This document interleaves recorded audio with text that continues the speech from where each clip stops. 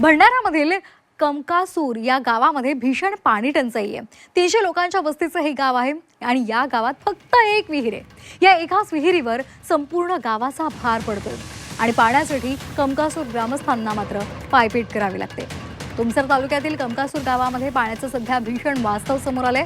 जवळपास 300 लोक वस्तीचं हे गाव, मात्र या गावामध्ये एकच विहीर असल्यामुळे या संपूर्ण गावाचा भार या विहिरीवर आहे। तर पाण्यासाठी दररोज सकाळपासूनच महिला आणि पुरुषांची लांबच लांब रांग लागते। अनेक वेळा पाण्यासाठी तासनतास प्रतीक्षा करावी लागते, त्यामुळे दैनंदिन कामांवर सुद्धा याचा परिणाम होतोय। हे गाव पुनर्वसित असलं तरी पिण्याच्या पाण्याची सोय बरोबर असली पाहिजे, मात्र ती सोय नसल्यामुळे इथल्या ग्रामस्थांना त्रास सहन करावा लागतो।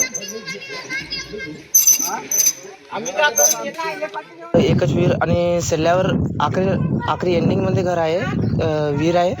तर त्यांना आम्हाला पाणीना बहुत त्रास होते। बोरवेल खोदून तर दिले आहेत, पण त्यांच्यामध्ये असं नाही का खूप असं गादोडा पाणी हे ते वगैरे वगैरे, काही देखरेख नाही।